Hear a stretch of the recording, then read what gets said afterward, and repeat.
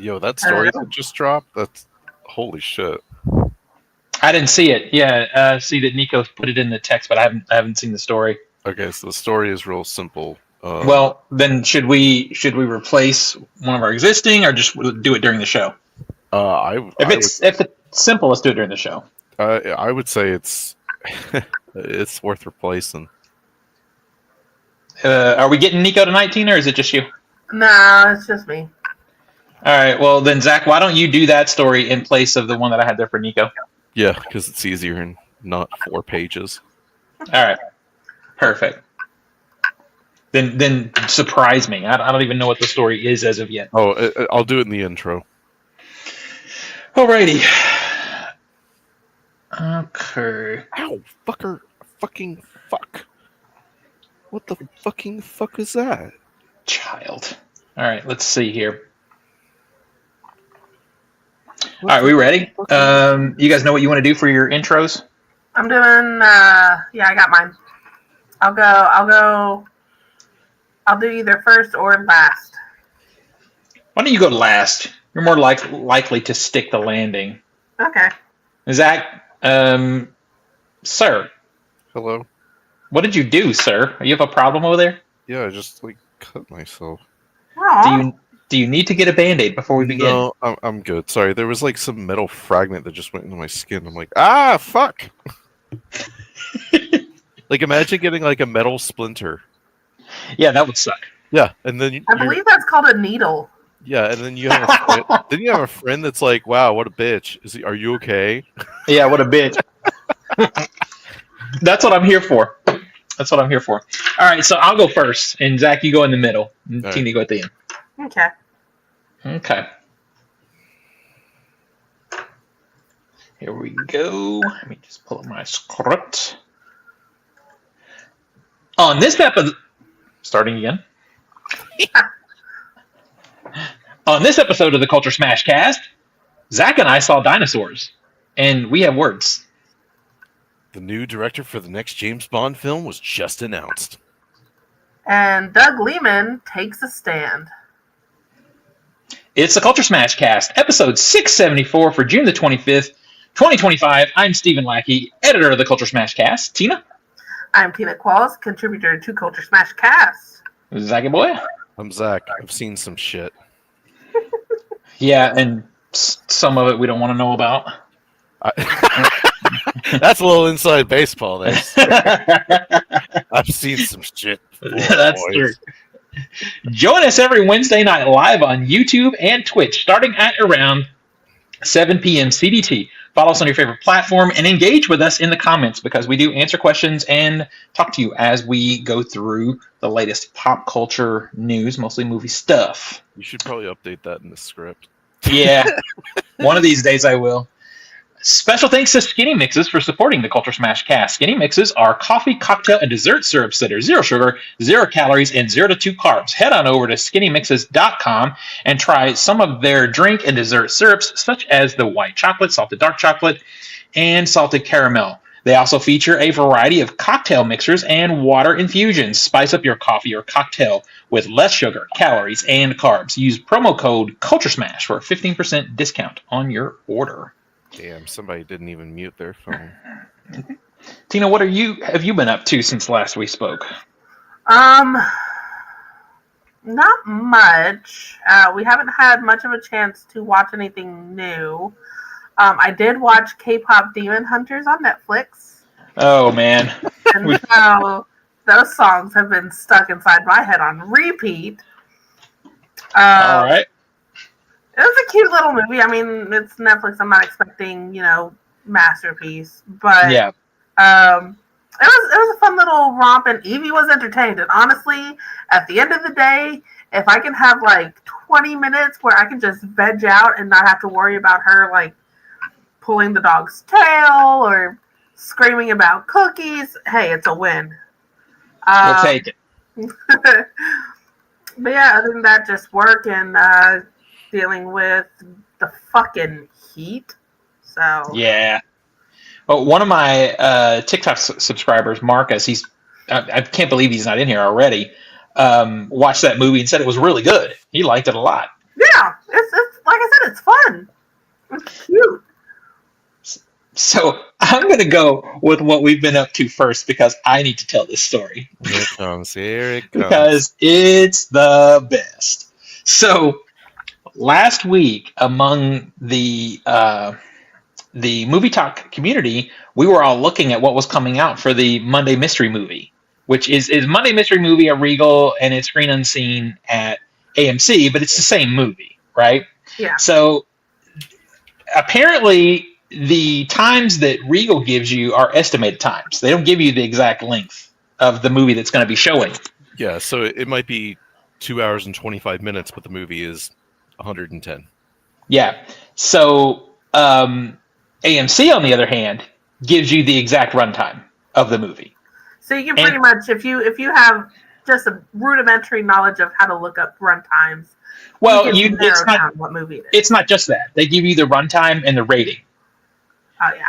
And even sometimes they'll give you a thematic. Like if they're going to be showing some kind of edgy horror movie, like Talk to Me, for example, they're going to tell you this is a horror movie.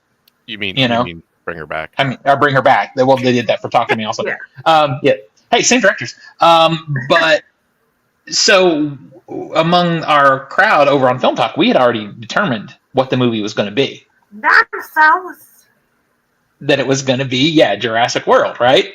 And I was going to see it. And Zach, and here, if you're a normal listener to the show, how Zach has been somewhat refusing to see it. So I thought to myself, it would be funny. I'm not willingly going to go see this shit. So I thought to myself, it would be funny for me to just go ahead and reserve my ticket and send the link to Zach and see what would happen. So I just sent him the link. Of fucking Ubering, like in the middle of the day, I get a text from Steven saying, "Hey, get your seat. You should get the seat." Yeah, okay. I just sent him a link to my seat. I'm like, "Oh, it's the mystery movie. Sure, I'll do the mystery movie. I'll get the seat." And then I get a text later that says, "Man, if this is Megan 2.0," and I'm like, "You're gonna be wishing it was Megan 2.0, bitch."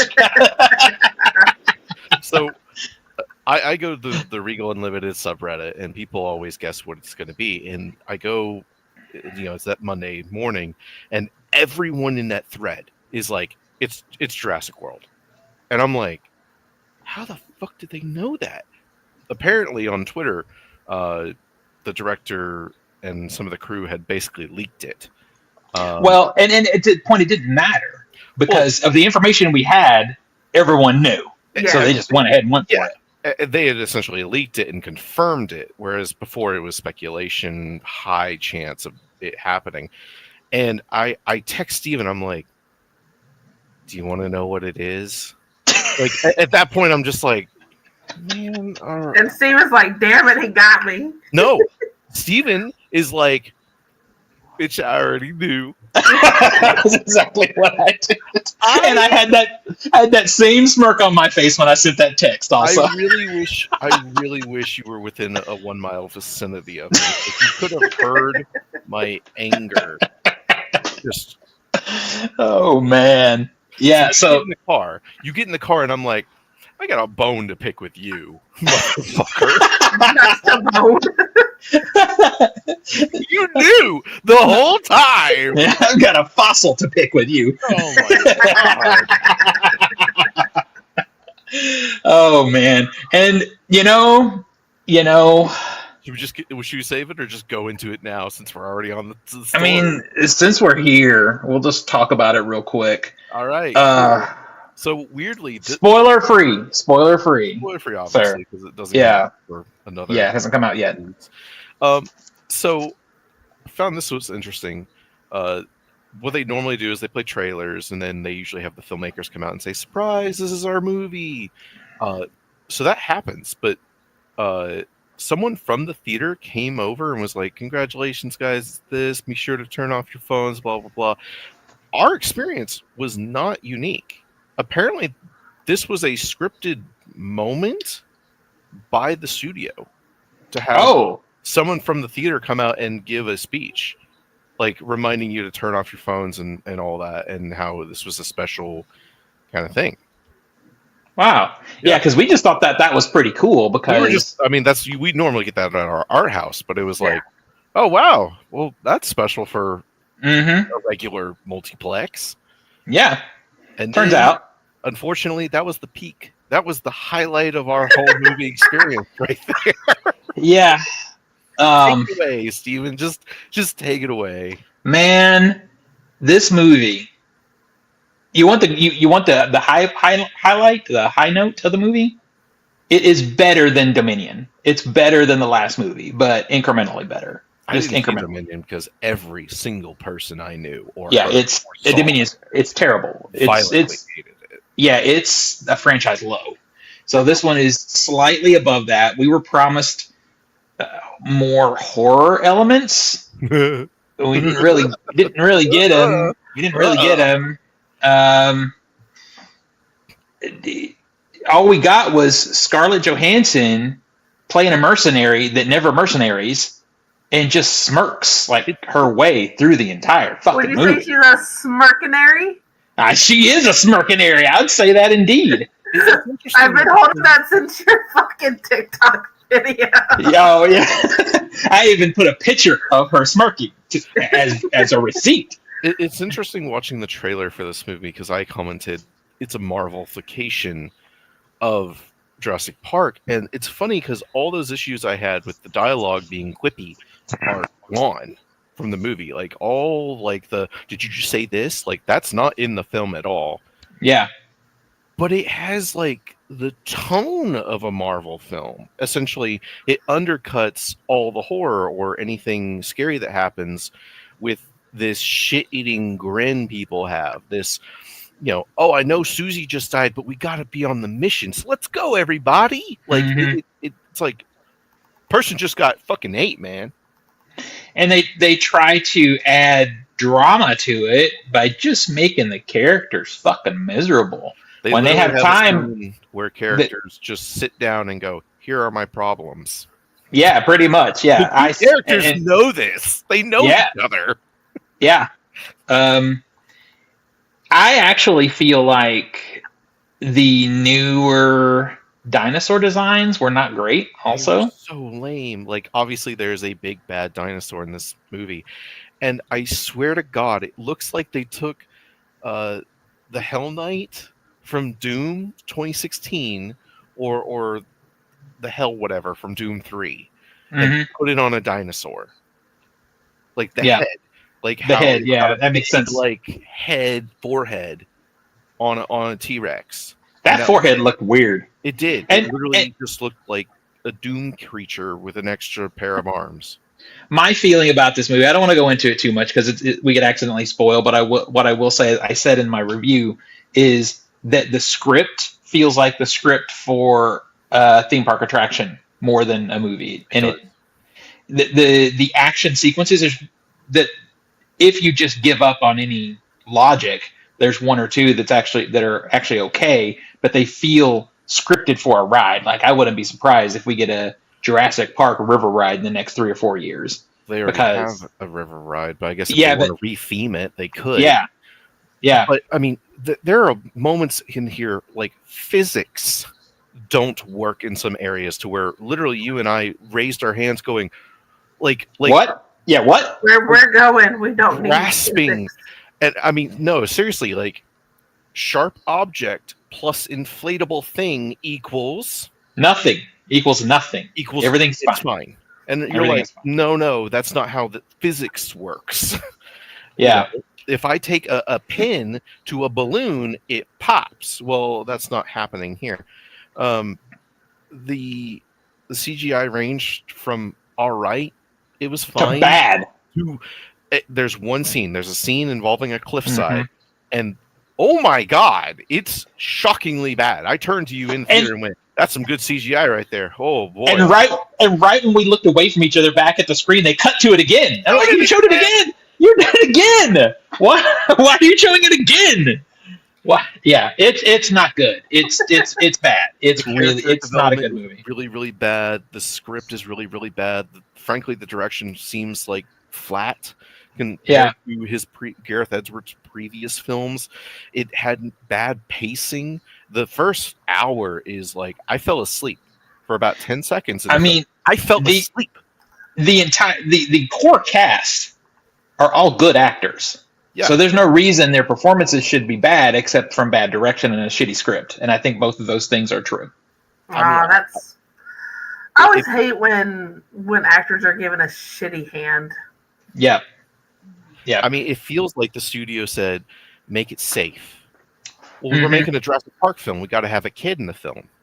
I think at this point, yeah, and that kid and that family has no bearing. They have no bearing on the script whatsoever. Fucking do anything to the plot. No. They just show up to delay the film and literally do nothing. Yeah. You know, without going into further detail, but you have an entire side story that does not contribute at all to your A story. Yeah. Then you need to cut it.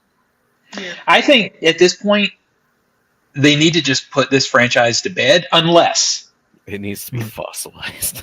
The only thing they can do at this point is something that they won't do because it's too expensive. The franchise has gotten too expensive to do, which is go to the source material, go to the book, go full science like the book, and then go full horror. Full horror. And make it R-rated. It is fucking scary. Like when people die in that book, it's disturbing. It is horrific. The way that Michael Crichton described like Dennis Nedry's death, he's hoping for a quick death as his guts are being ripped open. It's like you need to go back to that and just. So would you say the river scene that you guys are talking about, trying to remain spoiler free, but would you say that river scene is reminiscent to the one in the first book? Yes. Okay. It's trying to lean into that a little bit. I mean, we got all the references. There are a bunch of references to the film. Literally the only reference to a character, they mention one character in passing, and that's it. It's really bad. Yeah, if you didn't see any of the Jurassic World films, you'd never know. All of text that explains the world, and that's it. Literally nothing. I mean, frankly, okay, screw it. It's in the first 3 minutes. They explained that. Why do we do that? Why do we get here? Why do we get here where Zach has to do a minor spoiler? No, I'm asking you a question. At the very beginning of the film, like very, very beginning of the film, they say it's been 35 years? Yeah, something like that. I don't remember. It's 35 or 37, something like that. Is that referring to Jurassic Park or Jurassic World? I think that's referring to Jurassic Park. Okay. To the very beginning, yeah. I didn't know if we were going 25 years in the future or if we were going back to 94. No, I think that's referring to Jurassic Park because there's another time jump that I don't want to talk about. Yeah, we don't know. Yeah, so I think that's clearly referring to that. Okay, because that's what I was referring to. Basically, apparently dinosaurs exist now, but it's been 34 years since they showed up. Yeah. Again. Yeah. And you talked about this in your TikTok, but I am sick and goddamn tired of this film franchise gaslighting me to believe that people would get tired of seeing fucking dinosaurs. Let me ask you, Tina. I didn't talk about it to that degree, sir. I used a reference that no one's going to get till they see the movie. Well, they did this in Jurassic World. They tried to do that too, and I'm like, fuck you. Like, all right, moving on. Pandas, you're like, oh shit, pandas, cool. Moving on. This is where Zach starts tripping and spoiling. Moving on. Stupid to suggest like, oh no, people don't like dinosaurs anymore. Fuck you. Zach, stop, sir. What the fuck? What the fuck? It happens in the first 5 minutes. No. Don't give away. It doesn't matter. No one's seen the shit. Doesn't matter. If I haven't seen it and I'm excited, I don't want 5 minutes of it ruined. I just want to say this. It happened in the first 5 minutes. Spoiler, coming from the guy who got upset and I said the Wicked Witch's sister died. That's different, though. That is completely different, though. No, it's not. It's really not. It's not. That is. How about if I just said, "Hey, blank character in Jurassic World dies"? You'd be like, "Well, what the fuck? I wouldn't want to know that." Nick says if Jurassic. Nick says in the chat if Jurassic Park were a real place, he'd go. Yeah, absolutely. Same. I would too. Yeah, you go on the discount days. Yeah, of course. You go after 4 so you can get the express pass. Get the Groupon. Yeah, exactly. All right, moving on. Moving the fuck on. No. All I'm saying is, please do not go see this film. It's a giant piece of shit. Please I want to don't. end this particular discussion with saying, I like that for me, I didn't win this in Film Ball, so it's not going to affect my numbers. But that just means that everybody who went to go see it, they're not going to go see it again. So that's their money loss. Exactly. Please don't see it. Please, guys. Here's what this is what I think though. This movie, like Dominion, was worse than this, and it still made $1 billion. That's all I'm saying. Did it? Yeah, it sure did. I need to confirm that because Well, go look. Fucking Go look right now while I go into the box office for this. Yeah, do that. Number 10 over the weekend was Sinners, still in the top 10. Fucking awesome. 115 million. It made 277 so far. God damn it! Why did it have to make $1 billion? I told you. Number 9 is The Phoenician Scheme. It made $255,000. 16 million in total. Damn. So yeah, actually, I read that wrong. It's 115,000 that Sinners made. And then There it is. I'm blaming China. China did 157 million on Dominion. No, for sure it is. Just yeah. And fuck you. domestically, first 4 weeks, only 341 million. So 376 domestically total. It's just Yeah. Nick says I'd go because my aunt worked there and got me VIP passes. Same. I'd go because your aunt worked there. Final Destination is at number 8. It made $305,000. Made $135 million so far. Fun, little movie. Hey, Number 7 is what? Are you looking at the right? Oh fuck! Am I looking at the wrong? Yeah, you're looking yeah, at the wrong one. Oh shit! I was gonna say these numbers seem really low to me. Sinners is not in the top 10. Number 10, actually. Let's redo it. Starting with the top 10, we All got right. the Kubera. What is that? It made $1.7 million. Where is this week. fucking list? It's a Bollywood film, I think. Steven, you were looking at the weekly instead of the weekend. That's what it is. Yeah, I see. It's a Bollywood movie there. Okay.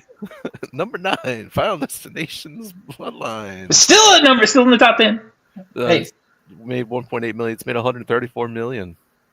Well, at least that was correct. Number 8 is Karate Kid Legends. It's So 2.3 million, 49 I saw million. Nobody went and saw this. I saw it the other day. It's absolutely whatever. I mean, it's It's an unsalted cracker. yeah. My favorite part of it is the way it the tie into Cobra Kai. That's my favorite part of it. But yeah, it's not that it's bad. It's not bad. It's just very, very, very formula. It's of that formula in such a bland way. It doesn't do anything new. Yeah. Number All right, 7.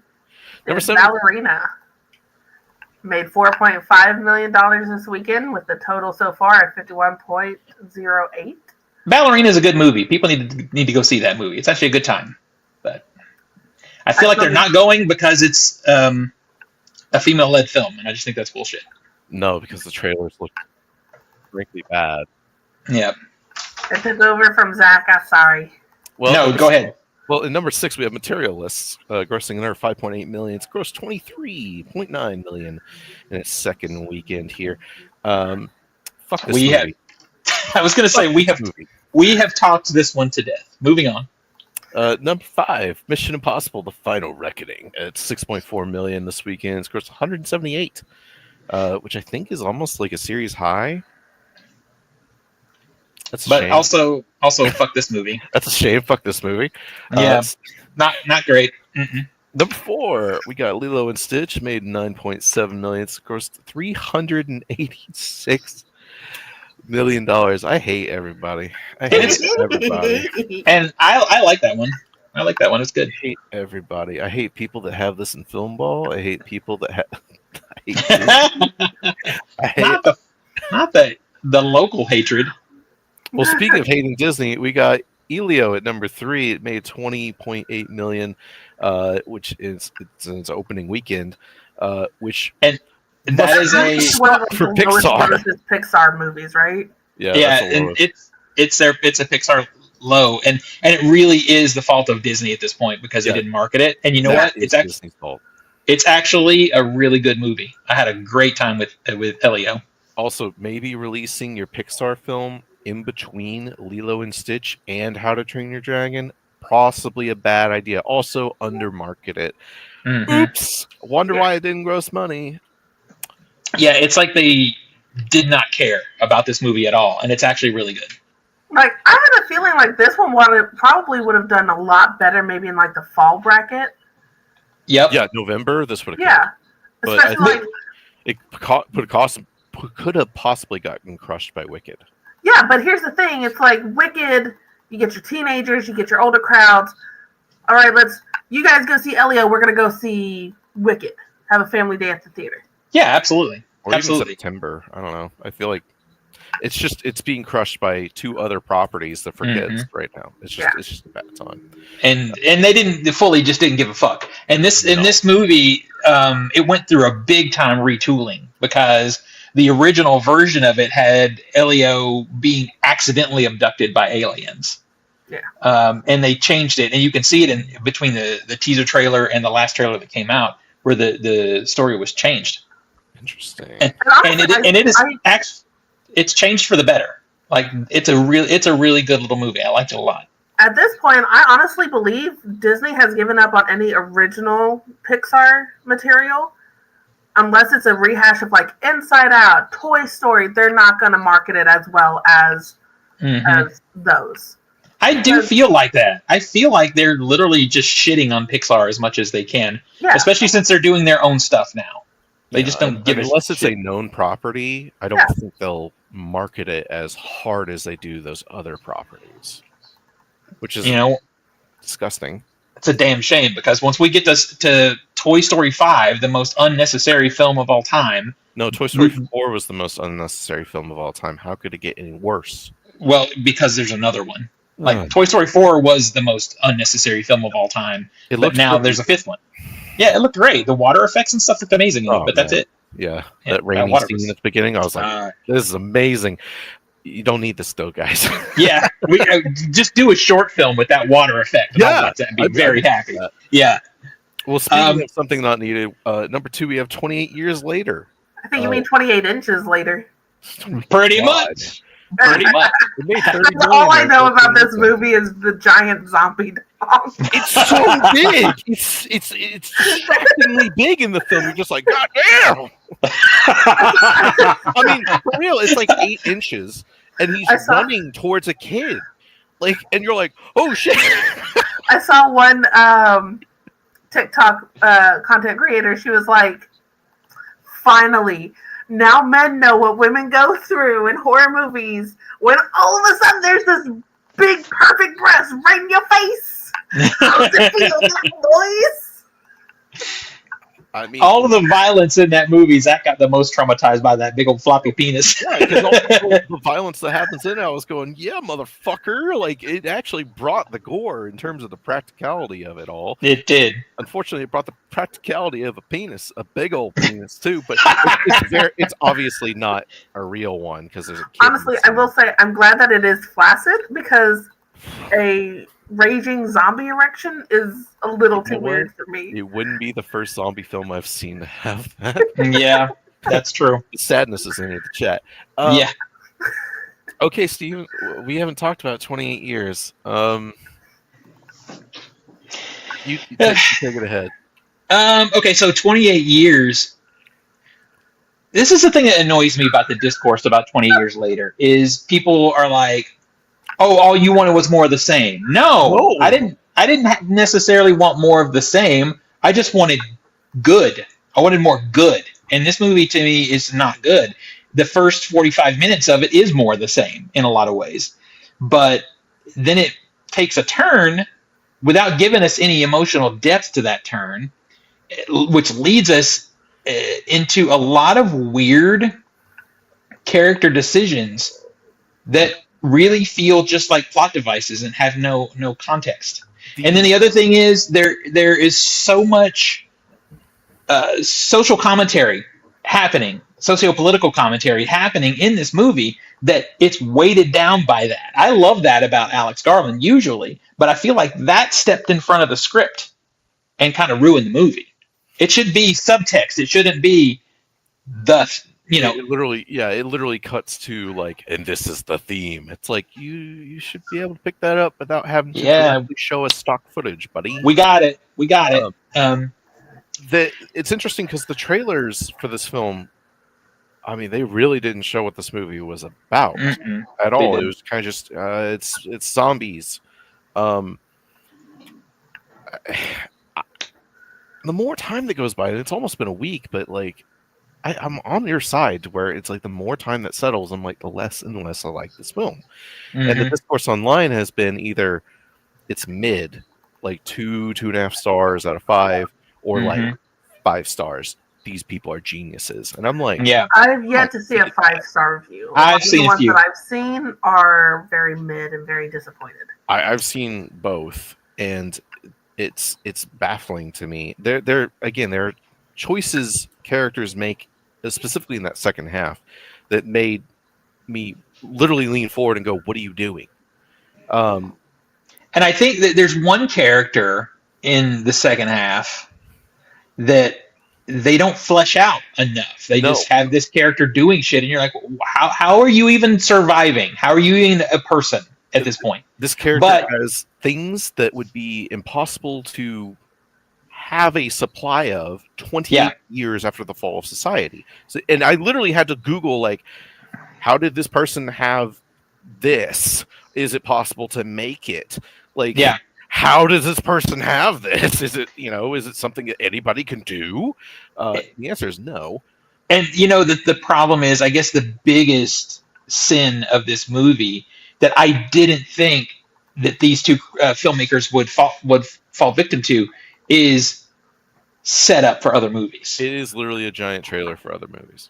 And I knew there was going to be more movies. They're trying to do 3 or whatever, but I thought for sure that these two filmmakers, being, auteurs, really, would have their own movie. They would just have their own movie, and that would be it. And then the other movies would build on top of that. But that is not what this movie does. And I would say at least half the movie is just setting up other shit. And especially the last 5 minutes, people complain because it shifts in tone hard the last 5 minutes. And I don't know. I'm kind of like, it was my brain was like, what the fuck is happening? It was baffling. The thing is if I loved the rest of the movie, that aggressive shift kind of probably would have had me excited, because I'm like, oh, whoa, this is some wild shit right here. I got to know what's going on with this. Exactly. But the film, it's like a movie. Okay, so this movie is almost like in neutral. It's never in gear. Like, you can feel yourself moving forward a little bit because you think the ground you're on might be at a slant, so you're technically moving forward, but the car is never in gear. It always felt like, okay, are we going? No, we're not going. Are we? Is it happening? The movie does work. Danny Boyle knows how. The things that do work, he knows how to build tension and anxiety, and there's some good scenes of that. But the story that happens around that, it's just not working. Yeah, it's not that I didn't care. Well, there's one character you're supposed to care a lot about, and I just didn't. Yeah, I didn't. I felt nothing for that character. And frankly, there's I'm not. Basically, there was a emotional scene that was supposed to happen, and I was confused at like, what's really going on here? Are we doing this? Why are we doing this? This is weird. Why are we? Huh? A lot of people say like, oh, I teared up during that scene, but I was mainly confused at the motivations behind their. I wasn't really confused, but I wasn't affected, and I wanted to be. I was hoping to be. Either I was kind of just going, why are we doing this? Huh? Yeah, I can't go into. All right, we've got to move on. We got a lot to talk about. But I ended up giving the movie a 2 out of 5, I think, because that had some scenes that I liked, but it just isn't there. I wish they shot it on an XL1. They should have just done it. Right? Yeah, because we didn't even talk about the production of the movie. The production is... They shot it with primarily with iPhones, and... that footage looks bad. It looks bad. It's not low quality. It just looks bad. Yeah. And number 1 this weekend was How to Train Your Dragon with $36.5 million. Total gross so far is $160 million. How to Train Your Dragon, unnecessary movie, but that said, it's fucking great. It's great. I loved it. I had a great time with it. The original or the remake? It's a tough one. I would lean into the original still, because I like the animation style and all that stuff, and it definitely adds to it. But they're almost the same movie. So then, what's the point?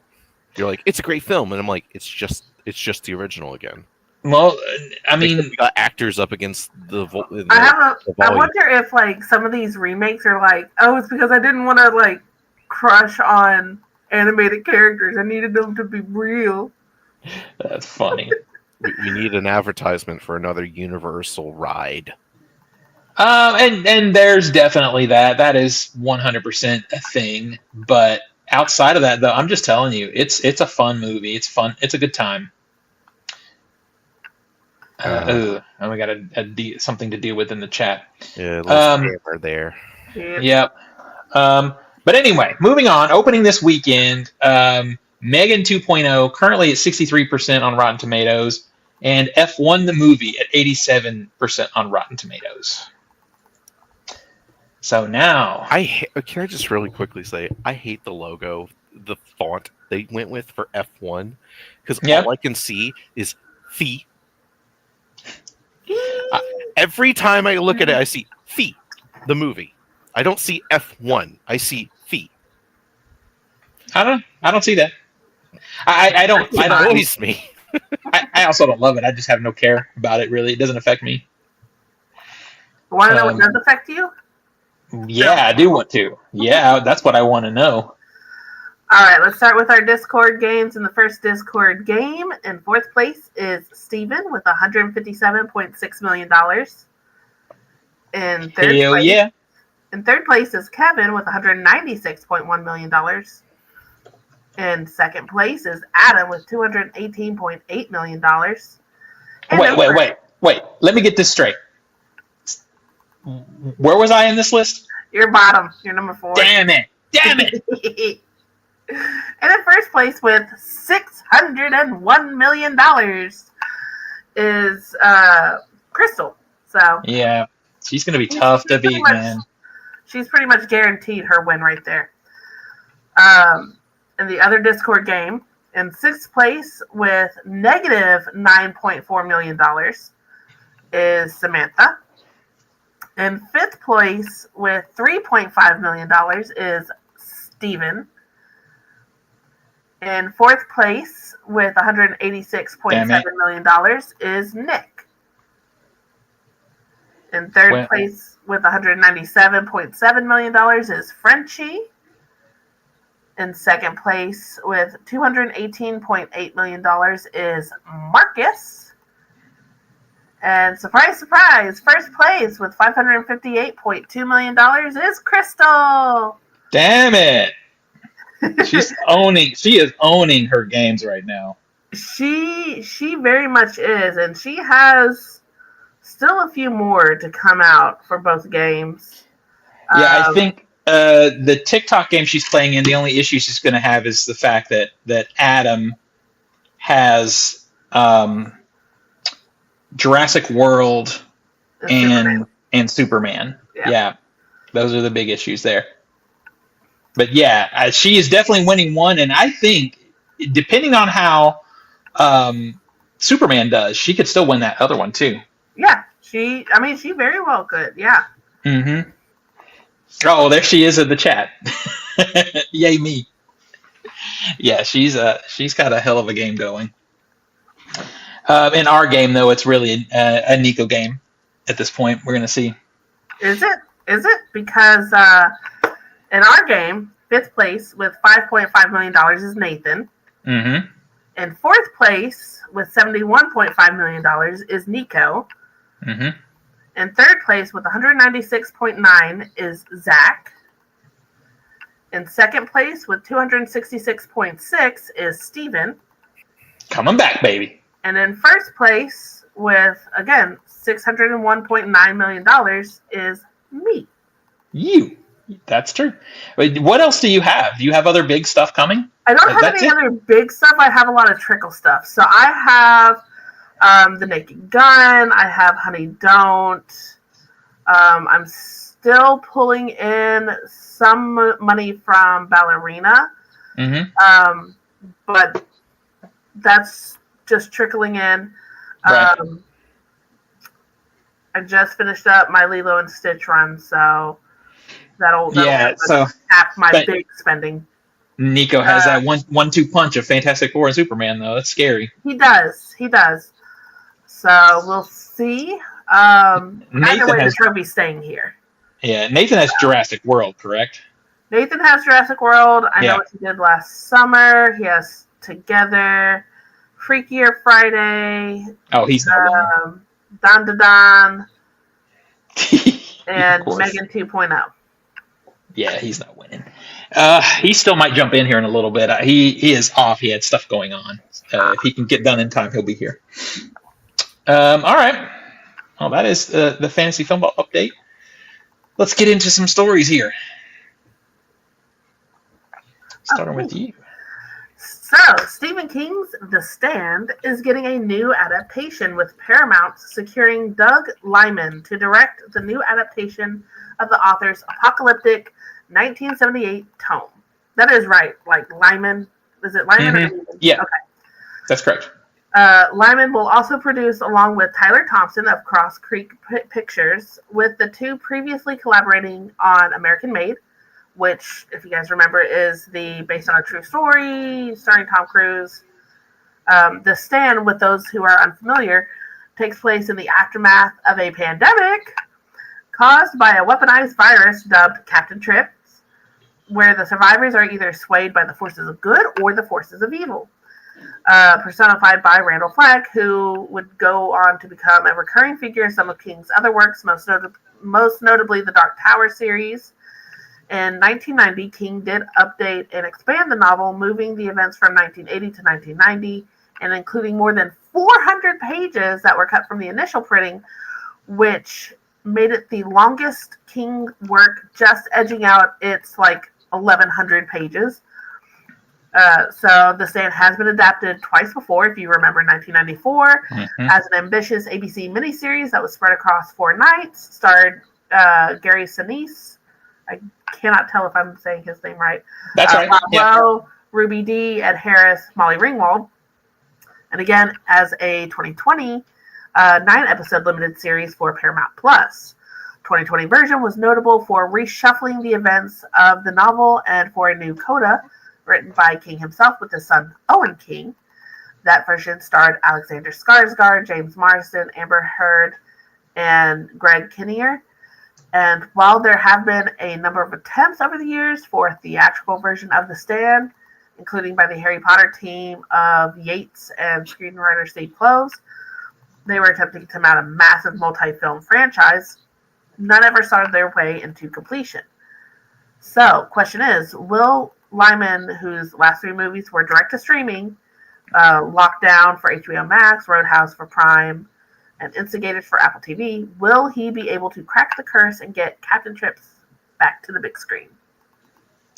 I just don't see it. I don't. No, this is 100% not going to happen.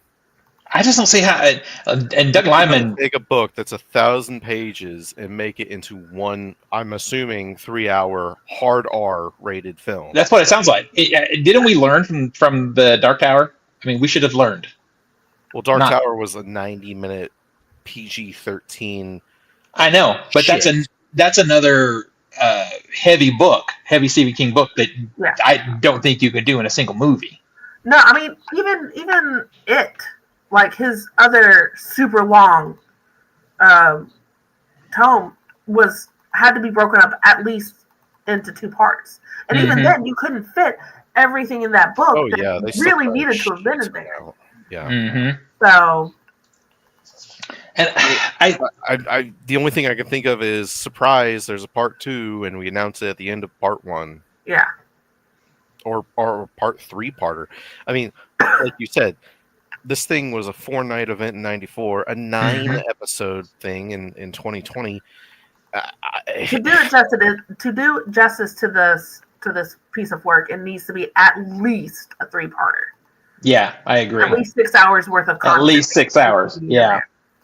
It's just because what makes it good is the world building that's happening. Yes. And you're going to have to take so much of that out. It's not the way the way the story ends, because I don't believe I was just talking about this. It doesn't stick the landing, this story. I don't think. No, because it's stupid. The literal hand of God comes down. It's awful. It's off a nuke. It's like, come on, man. Like, that's so bad. And it's been done. It's been done like twice now, and it's still bad. Yeah.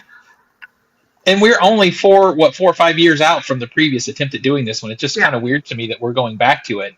Especially when like there's this big hurrah for a Stan remake. Like, it's interesting because there's been like 2 Stephen King things to come out this year, and we're gonna get The Long Walk. The Long Walk is coming, which I can see that being a 2-hour movie. Yeah, that's a perfect book for a movie adaptation. Yeah, and cinematically, it's going to be interesting to look at too, I think. Yeah, and The Stand is like, no. And we also have The Running Man coming.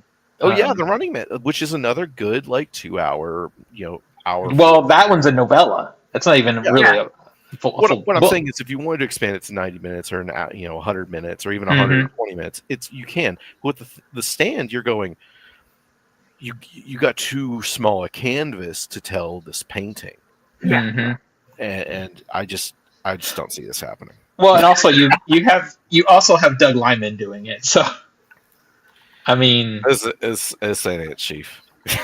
Yeah, I watch it if it does happen. Yeah, because I love the story. Yeah, I love the story. This was one of the funny enough. The Stand and Tommy Knockers were what my mom used to get me into Stephen King. Oddly enough, the Tommy Knockers. Our dog, when I was growing up, our dog was named Kojak. It was my favorite dog I've ever had aside from Shadow. Yeah. So it's like, I grew up in a Stephen King household. The Stand is pretty iconic, especially that 1994 miniseries, because oh my God, it was like, for a year and a half, she just had it on repeat. She had the VHSs, that and it. It's like, I grew up with I never had a clown phobia because I was just so desensitized to Tim Curry's Pennywise. And with The Stand, it's like, it's almost like a holy grail for me, those Stephen King works. I was very happy with the It iteration that we got in the late teens. So, that... You know what's funny with It is I liked the first movie a lot. I liked the kids version a lot more, yeah. Yeah, and the second movie it was okay. But then looking back at the miniseries, when you watch the miniseries, the kids half of the miniseries is the best part there also. Yeah. I just think it's hard to do that second half. It's the powerlessness of the kids, and it's like, you expect them to be powerless. As adults, you're like, come on now, fuck off. I will say in the later adaptations, the more recent ones, I am very thankful that we got the Paul Bunyan, because that was one of my favorite scenes in the book. Yeah. So I was very happy that we got that. It wasn't quite as I imagined it from the book. There was a couple of key beats that it missed, but either way, at least we didn't get child orgy in the sewers, so... Hey. Yeah, I'm happy that both iterations of that one we did not have to have child orgy in the sewer. I still wanted the smokehouse scene. We got I still wanted the smokehouse scene. Yeah. So I will recommend. I had mentioned to Crystal. I hope she's still in the stream there.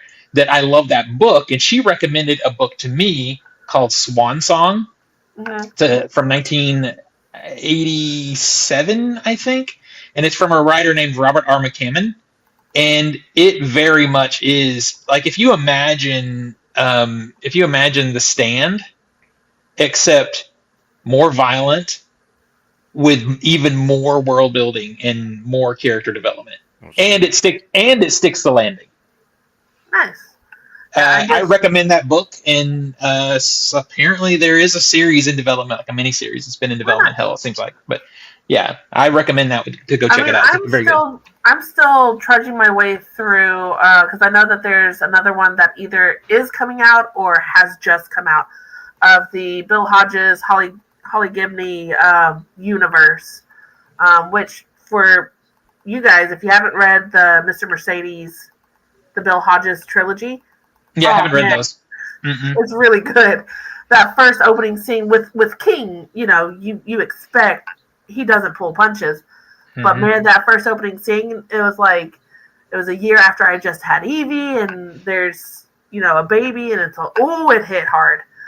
So highly recommend that. But yeah, I know that there's I think another Holly Gibney book coming out. So he's not short on content that he can make. So it's no.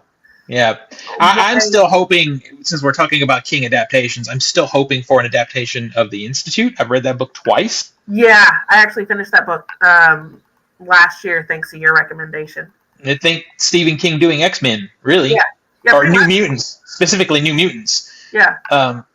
And it would be fucking great. It'd be a great miniseries.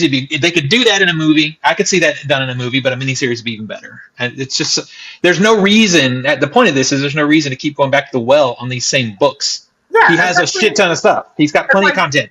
It's like I get like the whole pandemic issue and trying to relate it to recent events, but you got so much better material right now to tie into reaching out to the audience that's currently watching stuff. Yeah. Hear me out. Go on. If I said, we got a new adaptation coming out, it's called The Life of Chuck. You're like, oh, who's that by? But if I told you, hey, we got an adaptation of The Stand coming out, you're like, oh shit, that's Stephen King, and that's why these are getting the treatment. Yeah, I mean that's why even if it's a good Stephen King story, that's why it's not getting the treatment. Well, yeah, but to that same vein of thought, it's like if you told a lot of people, like, hey, we're actually making Fairy Tale, it's like, fuck yeah, I would be totally up for a fucking Fairy Tale. The anime. And I also kind of push back on that example a little bit, because you could take almost any of King's stories that no one have heard of and stick his name at the top. Oh yeah. And do some real marketing behind it, and it's going to make money. Yeah. It's the only thing about Life of Chuck is because Stephen King is horror. He's known for horror, and the Life of Chuck clearly isn't. So it's gonna have a little bit harder time finding its audience. And also, they didn't market that movie worth a shit either. Yeah, they could, without spoiling it, because that's a hard movie to market. But I mean, my point is, we're not talking about us. We're talking about common clay people of the land. Mm-hmm. Yeah, no, I know. These are, and this is why Carrie's been remade like 3 times. Reference. Yeah. They keep redoing Carrie, and they need to stop. It's been done perfectly as one time, and we're good. We're good. All right, let's move on to this breaking news. That's right. This literally came out like right before we went live here. But are y'all excited for the next James Bond movie after No Time to Die? What's that? You're not? Let me help you with that. So we got a new person just announced to direct the next James Bond film. Would anyone like to take a guess? I couldn't hazard a guess. All right. I have the answer sheet, so I'm not going to guess. Well, okay. Well, Steven can't guess. Anyway, Denis Villeneuve is slated to direct the next James Bond film from Amazon. I feel like he might bring a little bit more spice to it. Look, this man, I'm going to be real. Even though I wasn't a huge fan of Dune Part 2, I feel like I'm a minority on that. This man's on a goddamn roll. Okay, like we're talking one of the greatest roles of cinema history. Holy shit! This is a director that if he's touching it, I'm watching it. That's just if he's touching it. I'm like, I'm in, boys. I was in. What an interesting choice for a director. But here's the weird part. So he's got Dune Messiah to make. Mm-hmm. He's doing Rendezvous with Rama. He's doing a Cleopatra remake. When is this guy gonna fucking make this? Like, and which one of these other movies is going to fall off and not actually happen? it's gonna be Rendezvous with Rama, and you know it because that movie's cursed. Yeah, It's cursed. I mean, I guess I'm assuming this is after Dune Messiah, but that's not for another 3 or so years. So this is going to be 5 or so years. Well, they got plenty of time to write a script. Hopefully, they write a good one. I mean, hopefully we can get some new writers in here and get the old crew. I hate to say it, but it's time. It's time for the old guard to step aside. It is. Yeah. The only problem with this movie are if the old writers stay, that's a problem. But the other problem that really concerns me is Amazon. Well, I mean, they chose Denis Villeneuve. If that's not a sign of... Well, of course they did. I mean, he's such a banner name for the movie. It's just I feel like, I don't know, anytime a tech company is involved in art, it's just, at this point, it's not good. Netflix has messed up. One of the few companies, I guess, it really hasn't. Well, they've messed up too. I was going to say Apple, maybe, but Apple's had a few less misses for sure. Yeah, they still had some questionable. Yeah, I hate that. I don't know. I guess I just hate that Amazon owns MGM now. I just hate it. I mean, I agree. But then again, all the MGM films that come out are original, and they're taking big swings. So yeah, I mean, we'll know after this comes out. But like, man, I don't know. I kind of look at this and go, maybe I'm wrong. I mean, maybe I'm wrong here. That is not the director that I would never have guessed. That was but now pipeline director for me, right? Now suddenly it sucks because I'm kind of hyped to see what he would do with a Bond movie, and we're going to be waiting like 5 years. Yeah, I mean, can we be real? Is Greg Fraser going to be DP, or are they going to go back to the GOAT? The GOAT? Roger Deakins. How old is Roger Deakins getting to, though? I know, but Roger Deakins did Blade Runner 2049. I know. But like, people can say what they want about Roger Deakins, but that man picks up a camera. That shit's gonna be pretty. Yeah. Shit is gonna be pretty. It's like, is this Greg Fraser's chance at cinematography for a Bond film? And I'm like, if it is, I mean, that would be fucking lit too. It could be. On the plus side of such a long wait that we're looking at, it gives them plenty of time to find a good Bond. Well, and they need to wait till closer. They don't need to find them now. They need to wait till a year before it's coming out or something. Because we're just seeing all this stuff coming out because of Jurassic World, talking about Blade. And Mahershala Ali is great, but aging out. Yeah. I mean, but like, listen to this run here. We go from Prisoners to Sicario to Arrival to Blade Runner 2049 to Dune Part 2. It's just banger after banger. I mean, as weak as Dune and Dune Part 2 is, they're head and shoulders above like a lot everything else. So when you look at that stretch, you're like, God damn. Yeah. I don't know, man. That's good. It's good news. That is good news. I'm kind of like, just when I thought I was out, because let's be real, No Time to Die had me fucking out of the Bond series. Like, I was same. I'm done with this. They pull me back in. Yep. They pull me back in. All right. That's good news. So, other good neuse is there's physical media out this week. Did you know? Oh, shit, there is? There is. No and, Zach, I know you're going to be rushing to pick this one up. A Minecraft movie is out in Blu-ray, 4K, and limited edition steelbook. You better get that steelbook. Oh, God. I tell you what I am hyped for. That was the free chicken. Right? I'm hyped for this one, though. Dark City's out in the 4K from Arrow Video in a limited edition. I'll be getting that. The Monkey is out in 4K. If you want to waste money. Yeah. But Sorcerer is out in 4K Digipack. Oh, shit. If you don't want to waste any money, boys. You'd be getting that. Lethal Weapon is out in a 4K Steelbook. I like this movie, but I'm going to wait because I know there's going to be a box set. And I really would like to have maybe the first 3 of them. We'll see. There's only I know. There's only We don't talk about the 4th one. We don't talk about that but one. you're like, I'm gonna wait for the set. Hopefully, it only has 3. No, it's gonna have It's gonna have 4. I'm just not gonna watch the 4th one. I mean, yeah. Hey, listen! I have the Jurassic Park box set back here that has unmentionables in it too, but I don't watch those. You got that Batman Steelbook too. It's got Sure Batman do. Robin. Sure do. If it's a cool package and cheaper than buying them individually, I'll get that Steelbook. All right. So also Looney Tunes Platinum Collection Volume 1 and Volume 2 are both out on Blu-ray. Snow White, new Snow White. You guys want that? No. And then finally, Novocaine is out in a new 4K release. The absolutely bland movie, but I'm sure some people like. But yeah, there's some good stuff this week.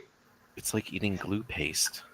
Yeah, I do think the Dark City is the one to get. I love that movie. If you haven't seen it, Sorcerer. oh, so well, 4K? yeah, well, no, but Sorcerer, you wait for the sale. You wait for the sale. Yeah, next week. You wait next week for the sale. Yeah, Or but we're you buying. We're talking about right 2 now, days. sir. Yeah, we're. Is it just? It starts this weekend. Yeah. Oh shit! Yeah, Yeah. Just when you They- thought you were out, they pulled you back in, expect a TikTok video of me and Zach going to Barnes and Noble. having utter disappointment at their lack of the shit we're looking for. Lack of selection, right? What is your must buy this sale? Must buy a Sorcerer. I'd really kill for that 7 Samurai. On Yeah, I got that one. I got that one before. Nora on 4K. Like, it's gonna hurt. It's just gonna hurt, man. This one's gonna be like, yeah, this one's gonna. Here we go. I think the ones that I'm really after are Bound. I already have that. That's a good. Yeah, the Bound 4K and probably a Nora. Those are the 2 that I'm really. There's others, of course, but hopefully we actually can buy something in person. That's always the hope, right?